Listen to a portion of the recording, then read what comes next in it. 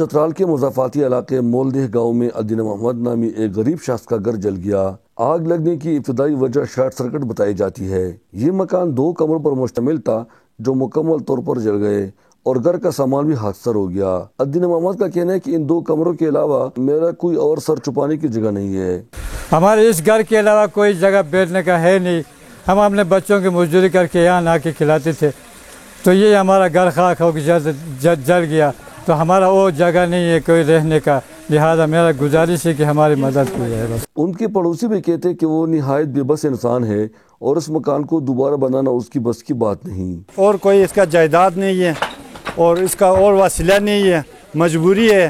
ہم حکومت پاکستان، ضلعی انتظامیہ، ڈپٹی کمشنر صاحب چترال لوئر سے درخواست کرتے ہیں ان کے ساتھ فوری امداد کیے جائے۔ اور اس کا روزگار بھی ادھر تھوڑا سا وہ کیا ہے، سبزی بیچتا ہے سر، اس کا روزگار بھی نہیں ہے۔ مجھے حکومت سے گزارش ہے کہ اس بندے کے ساتھ خصوصی مدد کیا جائے۔ الدین محمد اتنا مفلس انسان ہے کہ مزدوروں کا خرچہ بھی نہیں برداشت کر سکتا۔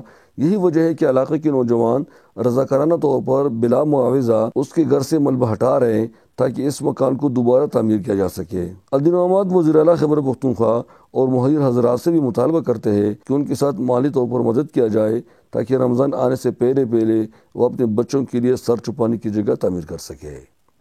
احمد زادہ غلام فاروقی، چترال۔